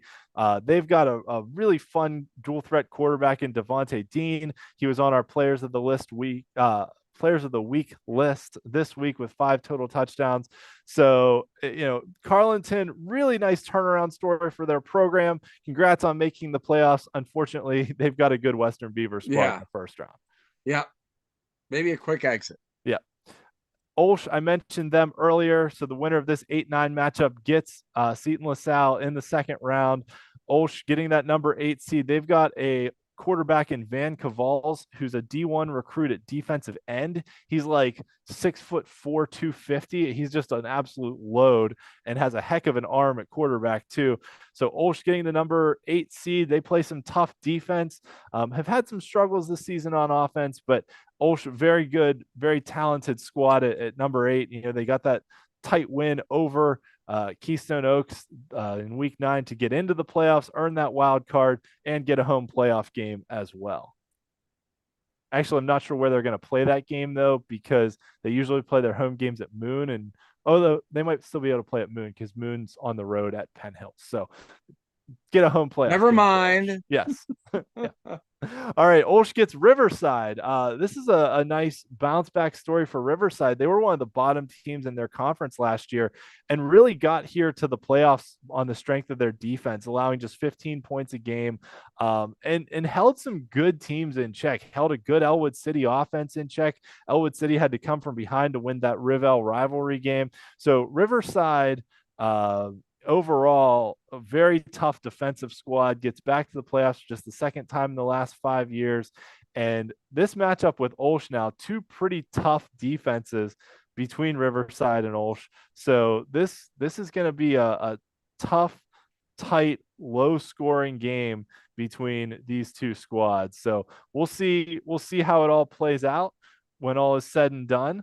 But Riverside and Olsh, I think, is going to be one of those tough, gritty, low scoring, slobber knocker kind of playoff games. South Allegheny at the number 6 seed. Congratulations. South Allegheny, what a story overall, right? Went from 1-9 the last 2 years to making the playoffs now. 8-2 overall record. Yeah, they lost a tough game to Steel Valley this past week, but overall, what a great story for South Allegheny to get into the playoffs. We had their head coach Brian Hansen on earlier this year, and a great story for the Gladiators to make the playoffs. Ryan Cortez, their quarterback, their receivers Drew Cook and Cam Lewis, their running back Cam Epps. It's just an overall, some record-setting players on this team that have done some things no one at South Allegheny has done before, and to make the playoffs and get to host a home playoff game, just a really cool overall story for South Allegheny. And they will play Waynesburg, who has a 1,000 quarterback in Jacob Stevenson. And, last year they made the playoffs for the first time in almost a decade. Waynesburg hasn't won a playoff game since 2000. South Allegheny hasn't won a playoff game since 1986, the year I was born. So something's going to break here in this one. This one might be one of the best storyline games in the whole 2A bracket, just because someone's going to come out of here with their first playoff win in a long time overall. Yeah, and not many times do you have teams like this facing off against one another that have, both are trying to prove themselves once again, in the playoffs. So I guess, as you said, I think that there is going to be a good story, come out about this. But, neither one of these teams is probably going to do anything other than maybe, win one game. Well, the winner of that game gets Elwood. So, and we're big believers in Elwood City. So, yeah, I think you're probably right. But still, winning one game when you haven't won a playoff game this century is monumental. You have to walk before you can run. So many teams, their objective is to just qualify for the playoffs and win a playoff game. Yep, absolutely. And that's kind of where these 2 programs have been. And, after South Allegheny, after going 1-9 the last 2 years, making the playoffs, already a huge accomplishment. And let's talk about the final game in the bracket. The winner of this one will get South Park. Mohawk, the number 7 seed, had a very solid season, put up a lot of points. Really nice passing attack there for Mohawk in the Midwestern Conference. Bobby Fadden, their quarterback's been pretty good this year. They were a semifinalist team last year, so I wouldn't sleep on Mohawk overall. But I think Mohawk is going to have a really tough matchup in the second round against South Park if they're able to get by Keystone Oaks. KO has really struggled to score this year. Just lost that game to Olsh, and fifth straight playoff appearance for KO. But I think this is gonna, KO's been a team that has just not been able to put things together offensively this year. It's been a slog. So that wraps up the 2A bracket. Moving on to 1A, where we have 16 teams making the playoffs. So no buys. Everyone's just in the first round. We're going to play it on through and see who comes out on top. And really, to me, this feels like there's 3 teams that are top contenders between Fort Cherry, Clairton, and Bishop Canevin, but we'll see how it all plays out. So let's talk about the 1A teams. We'll run through them all. Fort Cherry with their dual threat quarterback Matt Seg, who's getting recruited by pretty much every major college across the country, is the defending WPIAL champions. That was their first championship in school history. So the Rangers looking to repeat as champions and potentially looking to get back to the state championship game after the last year's loss to Steel High. Looking to get back there now that Steel High has moved up in classification. That Fort Cherry looking to go out and potentially not only win a WPIAL title again, but contend for a state championship. They will play Brentwood, who got the final wild card spot in 1A. So congratulations to Brentwood on getting that last spot in the playoffs, but they've got a really tough matchup. Got a pretty nice quarterback receiver combination with Cedric Davis and Forrest Betts for Brentwood. Did score points against Clairton, which only 2 teams did this year, but nevertheless, Brentwood's going to have a tough matchup in the first round against Fort Cherry. In the 8-9 matchup, Leechburg had a very, very good season, lost a tight game to Greensburg Central Catholic in the final game of the regular season. Leechburg still gets to host a home playoff game, though. Congratulations to the Blue Devils. 8-2 overall. They've been a program that has been on the rise lately after not qualifying for the playoffs for like 33 years between 1988 and 2021. They qualified now 4 years in a row. They won a playoff game in 2021. They get to host a playoff game this year. So this is a program that's making progress here. And their dual threat quarterback, Jaden Floyd, has been a 1,000 player each of the last 2 years. A good Leechburg squad, but they have a tough matchup against a really good Cornell team. This Cornell team played Canevin tight earlier this year. They're really good on defense. This one is going to be a slobber knocker between these 2 teams.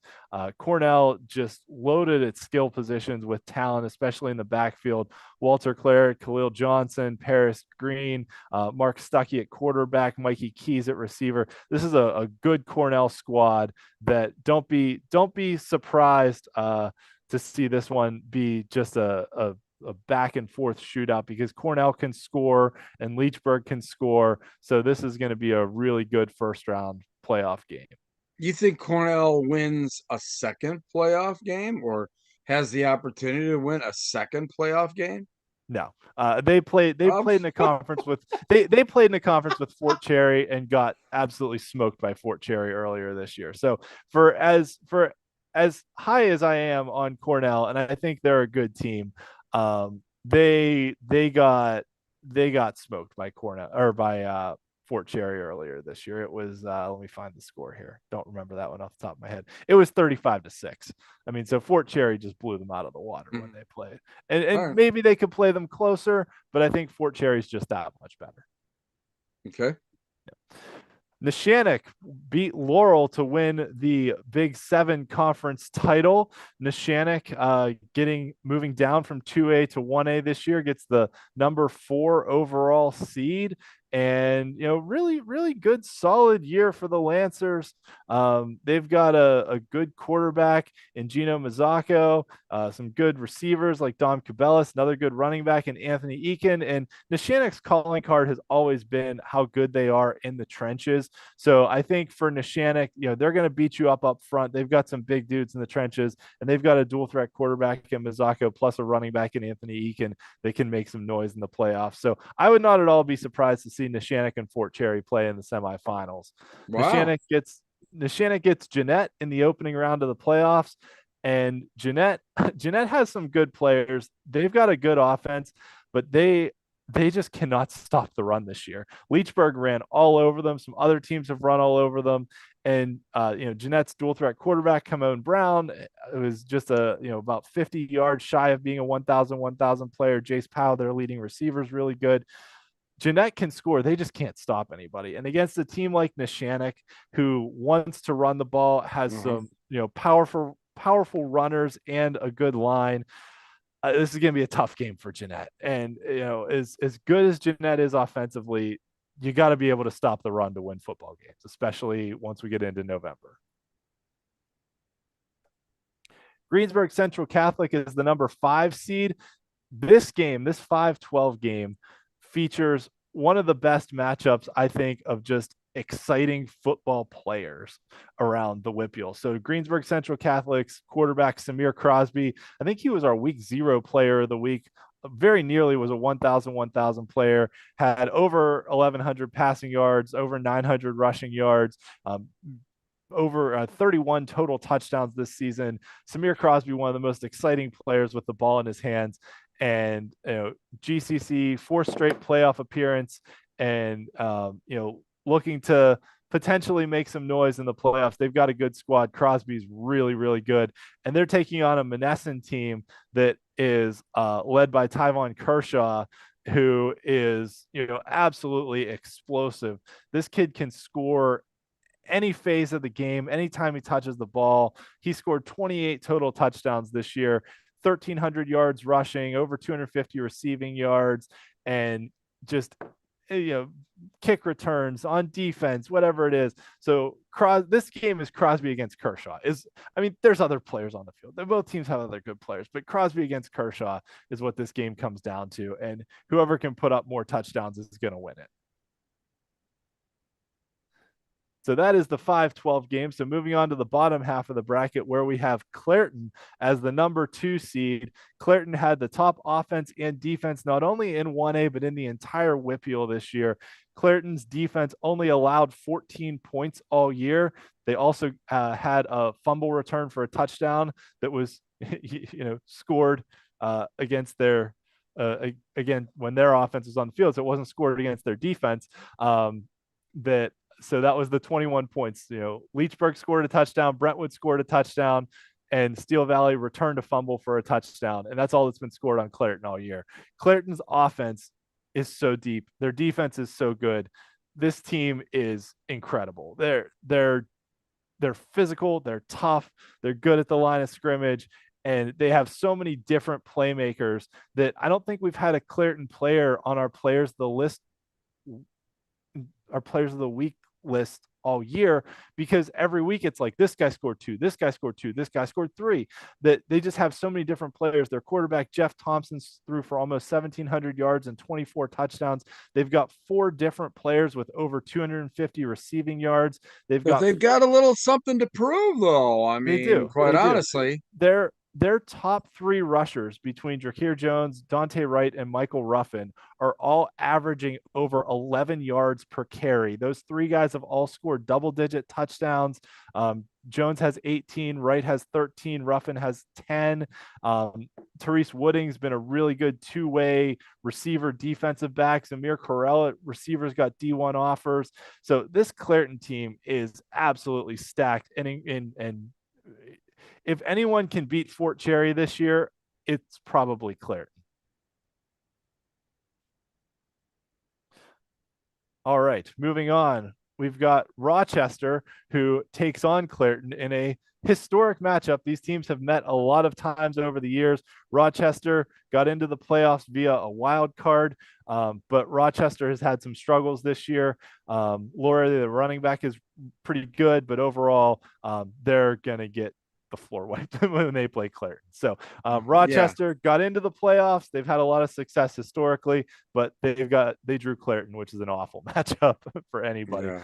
Laurel is the number 7 seed, one of the best bounce back stories in the WPIAL this year. Started the year 0-4, then won 5 in a row in conference play to set up a showdown with Neshannock for the conference title, which the Spartans lost, but still get a home playoff game where they will host California, who boasts the WPIAL's leading rusher in Lee Kwolk. California played that tight game against Jefferson Morgan last week with the Tri-County South title on the line. So Lee Kwolk didn't quite get to the 2,000-yard mark on the season, ran for 1,967 yards and 33 touchdowns. So California is going to want to run the ball a lot. Laurel had traditionally been a run-heavy team, but kind of reinvented themselves this year as a pass-happy team. So their quarterback and going to want to throw the ball a bit around the yard. So we'll see how this one goes between Laurel's passing game and California's running game overall, but should make for a good first round playoff matchup. Then Bishop Canevin is the number 3 seed. They get have a quarterback in Cole Shefsky who can just big arm, fling the ball all over the place. They're a talented team. They played Fort Cherry to a tight game earlier this year that Fort Cherry got a couple turnovers and ran away from them late. But for all but the last 4 minutes, Canevin was right in that game. DeMar Olds, Jaden Lindsay on the outside. Meonte Mata at running back is good. So Canevin's a very good, very capable team. I think a semifinal between Canevin and Clairton would be just an incredible matchup.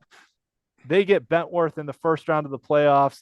And this is another one where it's like, congratulations for making the playoffs. Bentworth made the playoffs for the first time since 2014. They won a 3-way tie for 3rd place in the Tri-County South. Ben Hayes, their do-it-all running back, had a 5-touchdown performance to get them into the playoffs. Congratulations to Bentworth for getting in. Great story. But they're going to play Canevin and they're going to get they're going to lose. Clean. Yeah, it's going to be a tough one. Yep. Finally, Jefferson Morgan, one of the best stories in the WPIAL this year. First undefeated season and outright conference title since 1989. Congratulations to the Rockets. Their last playoff win came in 2006, but they get to host a home playoff game. We talk about steps to success, right? Last year they made the playoffs for the first time since 2012. This year they won their first conference title first outright title since 1989. Let's see if they can get that first playoff win since 2006. The Rockets have that dual threat quarterback in Houston Guzman, who was a 1,000 player this year. They get Southside Beaver, who was the runners up last year, but lost some players from that team. And Southside really stumbled down the stretch. I mean, that was a Southside Beaver team that started the season really hot and had everything in front of them to contend for the conference title with the likes of Neshannock and Laurel. And down the stretch, they lost 3 of their last 5 games. And the 2 games that they won were an overtime win against Northgate and a 14-12 win against Rochester, where they had to stop a 2-point conversion in the 4th quarter to hang on to win that game where Rochester was trying to tie. So Southside not playing as well down the stretch. We'll see how they can do. They run a triple option attack, so Jefferson Morgan's going to have to figure out how to stay gap sound and stop things in the trenches. But overall, Southside, Jefferson Morgan, the opportunity is there for Jefferson Morgan to potentially win their first playoff game in, since 2006 in almost 20 years. So really, really nice storyline there for Jefferson Morgan. That is the entire playoff field that we have run through. That was a marathon. I'm going to let you talk for a minute while I get a drink of water. And oh my God. statewide stuff. I cannot believe the level of detail, but I guess the key thing here is as we're going through all of the your information there, there are a lot of great stories, of teams that are, that have made the playoffs or what have you. But there's, such a, to me, it's back to the usual suspects in the WPIAL this year on who the favorites are expected to be.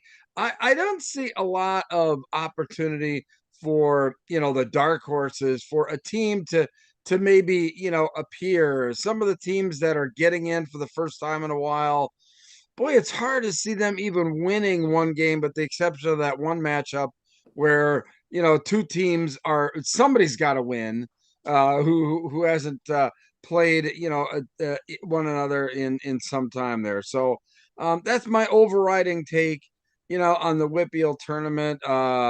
Everything everything is usual. Like I said, the usual suspects I think will reign, and I see a lot of chalk.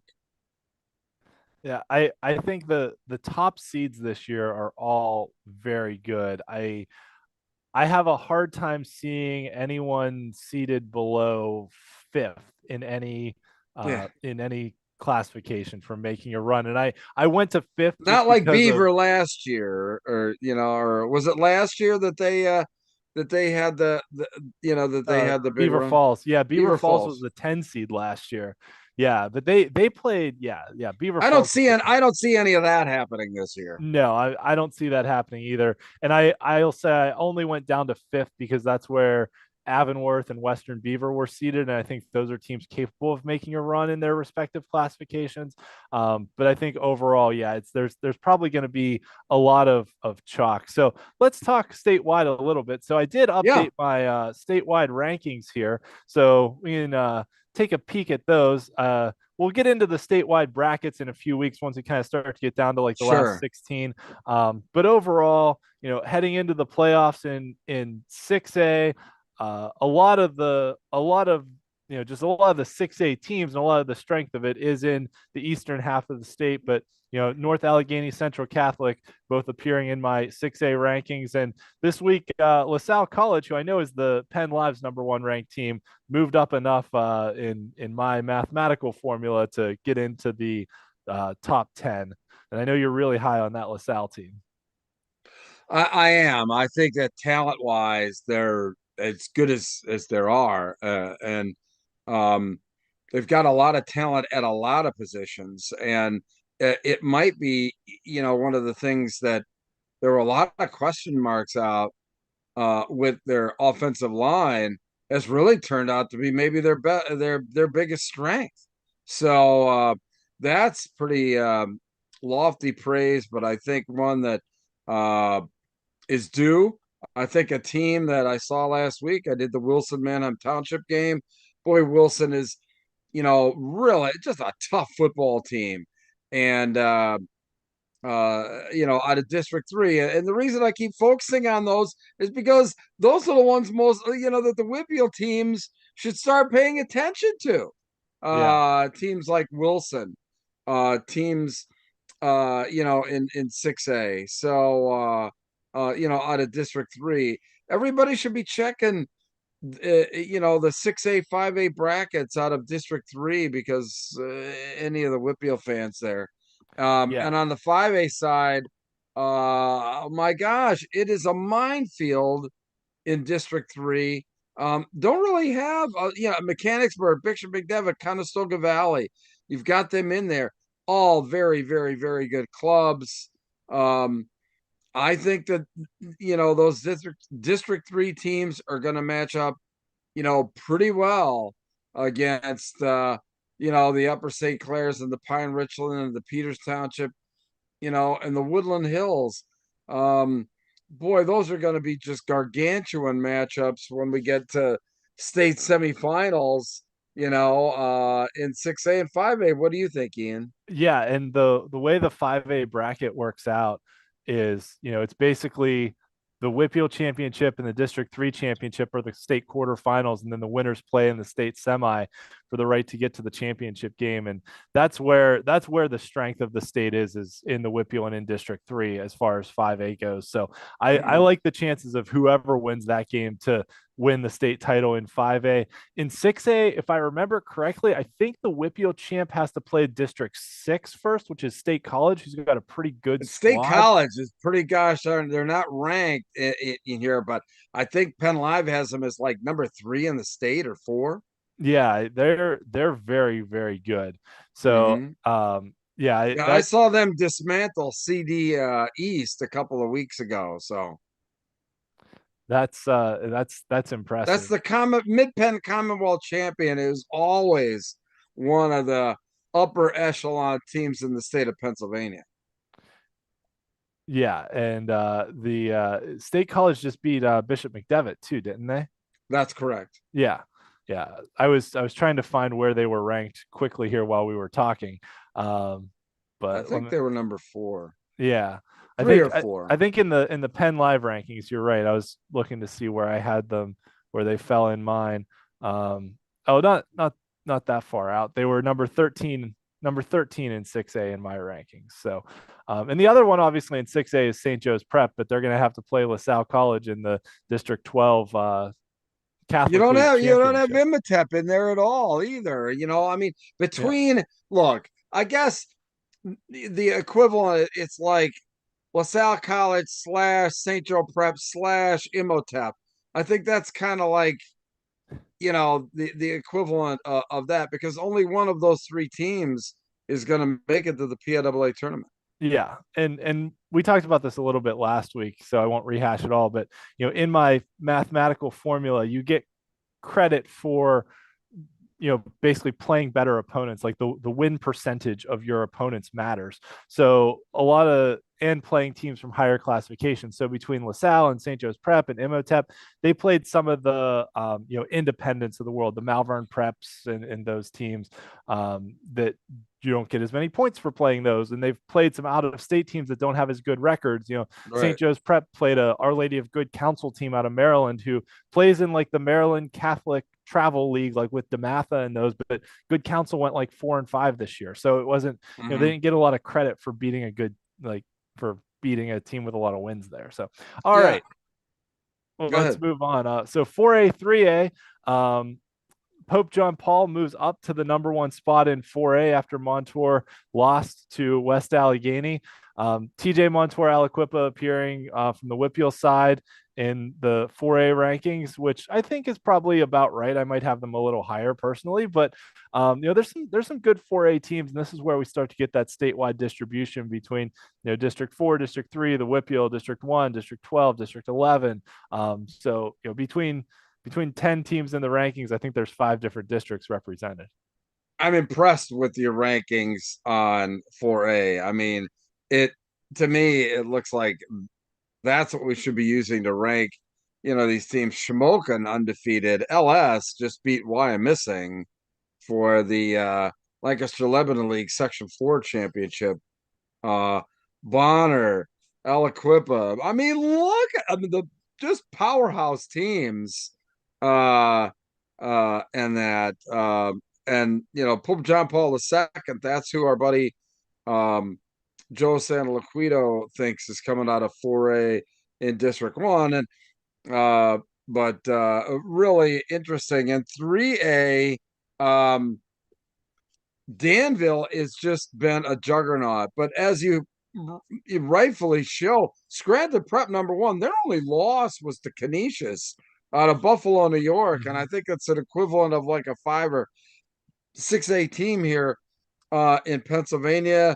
You give our buddy Bob Greenberg some love there with Sharon and Hickory and whatever like that. But Amani is so tough. North Schuylkill maybe a little bit of an anomaly there, but Lewisburg, Notre Dame, Green Pond, very good. Yeah. Yeah, and in 3A, Amani Christian is the only WPIAL team being ranked, I think is correct. I think they are head and shoulders better than all the other WPIAL squads. And we'll see how the playoffs play out. Central Valley is a good team and whatnot, but I think statewide, whoever wins the WPIAL is definitely going to be a contender to get to the state championship game in 3A. We'll see how it goes, depending on who comes out of the eastern half of the bracket too. In 2A and 1A, Central Clarion, they just beat Butler, who's a 6A independent team, but really impressive win for Central Clarion. And then my rankings like Elwood the best, but Seton and South Park both showing up in the top 5 as well. I think the one that's not on the list is Southern Columbia, but they're, charging quickly, and they will definitely be a factor statewide before all is said and done. Although, Troy's been playing pretty well out of District 4 as well. So Southern's going to have to go through them, but we'll see. I would be shocked if Southern Loyal Columbia Sox does. kind of a reach. That of all of the teams in there, that might be a little bit of an anomaly in that, but yeah. Yeah. Well, so, and then in 1A, Bishop Guilfoyle just lost their first game of the year. Westinghouse won the Pittsburgh City League title, and then Clairton, Fort Cherry, and everyone else. The one that shocked me actually was Belmont Charter out of District 12 showing up at number 5 in the rankings with a losing record overall, but I'm guessing that's because they've probably played a lot of higher classification teams. Yes, they've had to. And the way my formula works is you get credit even if you lose to a team from a higher classification. You get some credit for that. So maybe Belmont Charter might actually be good. We'll see what happens when we get into the playoffs, but I think those top 4 are gonna make for potentially a heck of a playoff. Clairton, Fort Cherry potentially for the WPIAL title. Guilfoyle and Westinghouse could face off in the in the state bracket on the other half, and it's going to be a battle whoever gets to Cumberland Valley for the title. All right, so our history look back, we've almost caught up to the modern day. We're on to 2004 now, and a lot of teams that sound familiar, right? Rochester and Clairton playing each other again. Aliquippa being in a championship game. Central Catholic and TJ winning WPIAL titles. This is a lot of the usual suspects here. These are the modern dynasties, and Central and TJ went on to win state titles, both in dominant fashion in 2004. So Central did it over in Neshaminy. This was before. I should also say this is before the Philadelphia Catholic League schools came in. I think that was 2008 when the Philly Catholic League schools came in and really kind of flipped things around statewide and changed the balance of power a little bit. But overall, TJ beating Manheim Central in dominant fashion to win the 3A state title. And actually, thanks to the magic of YouTube, I have a little clip here from the WPIAL championship game where Central was playing Gateway, and this was Gateway had been to a number of WPIAL title games, hadn't won them, but late in the third quarter it was 7-0, and Central blew it open. This was Justin King, who went on to play at Penn State, playing for Gateway. He was their star player, but Eugene Jarvis was Central's star and just did this kind of stuff all season. Yeah, amazing how he just kind of squirted through there and ran away. Yep. And that was what Central Catholic did to teams all season, and did it in the WPIAL title game. They went on to win that game 28-0 after blowing it open at the end of the third quarter against Justin King's Gateway squad. So that's our history look back. We've talked a lot tonight. I've talked a lot tonight. Bruce I've talked a lot tonight because I still had I did my fresh set of downs before this. Yes. For 2 hours. So if you didn't watch the fresh set of down show, if you didn't marathon binge both Pennsylvania State podcasts, you can go back and watch the fresh set of down show, which Bruce does. If you want to hear me talk more, if tonight wasn't enough, you can tune into my Steelers podcast on Thursday nights, the Steel City Blitz show.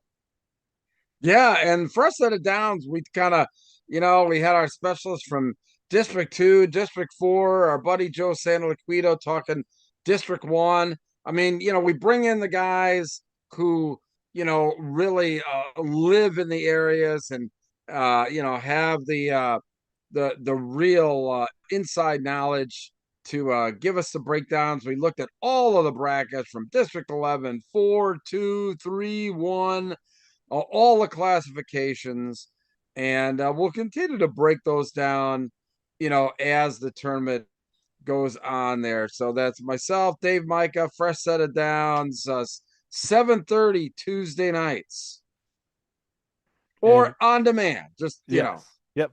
Check us so out many on people. I tell you what, I get so many comments about all these people that listen to the podcast in their car or like on the treadmill at the gym, is when they listen to their podcasts. And yeah. I'm sitting there like, yeah, why not?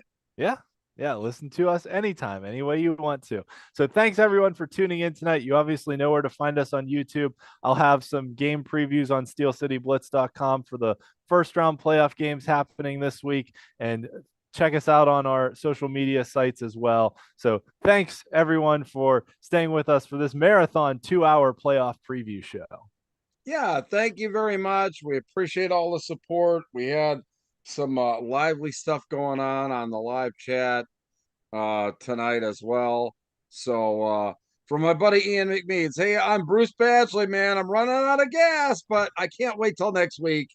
We'll see you next week on the WPAL Blitz Show, Monday night at 9:30, back to our normal time. So for Ian, I'm Badge. Take care now.